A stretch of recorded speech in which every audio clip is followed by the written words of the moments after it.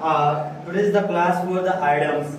जो हम लोग हिंदी में मुहावरे पढ़ते हैं ना, तो इंग्लिश में आइटम्स पढ़ते हैं।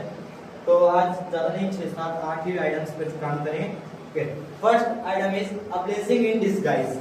मतलब कुछ ऐसा चीज जो स्टार्टिंग में हमें बुरा लगता है लेकिन उसमें अच्छाइयां होती है। जैसे a medicine is bitter in taste, तो उसको कहेंगे this medicine a blessing in disguise. उसमें टेस्ट कड़वा है लेकिन उससे हमें क्योर मिल रहा है, इलाज मिल रहा है।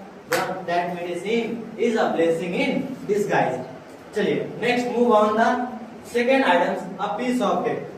जो उसमें बोल देते हैं कि काम मेरे लिए बहुत आसान है, बहुत आसान है, तो इंग्लिश में उसे बोलते हैं a piece of cake. Cake का टुकड़ा नहीं, a piece of cake means very easy task. Example में बोलेंगे कि that means this work is a piece of cake for me. ये काम मेरे लिए बहुत ही आसान है। Third, add fuel to the fire. Hindi में एक मुहावरा सुनते थे, आग में घी डालना। उसी का इंग्लिश वर्जन है add fuel to the fire. कोई कन्वर्सेशन चल रहा है, कुछ बुरा सिचुएशन चल रहा है और आप कुछ ऐसा बात बोल दिए जिससे वो और भी गड़बड़ हो जाएगा।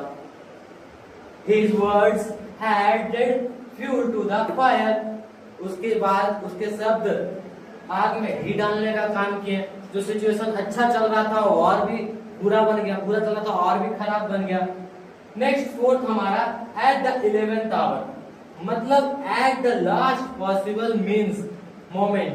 जहां तक हम कोशिश कर सकते हैं उस पॉसिबल मोमेंट तक हम लोग प्रयास करेंगे। एट द 11th आवर, घड़ी का समय होता है ना, सबसे लास्ट में 11th आवर, उसी से ये आइटम्स लिया गया, आखिरी समय तक। I will take chance at the 11th hour. मैं चांस लूंगा सबसे लास्ट पॉसिबल मोमेंट तक, मैं हार नहीं मानूंगा। Next, back to square one. अगर हम कहीं से फिर से शुरुआत करना चाहते हैं, वापस रीस्टार्ट करना चाहते हैं, तो बोलते हैं हम लोग बैक टू स्क्वायर वन। और इसका मतलब होता है टू स्टार्ट अगेन, फिर से शुरुआत करना। Next, beat around the bush. हाँ, बीट अराउंड द ब्लस। अब ये जो इसका मतलब होता है अवॉइड सेइंग समथिंग डायरेक्टली। मतलब कुछ ऐसा चीज होता है कि हम लोग डायरेक्टली नहीं बोल पाते हैं।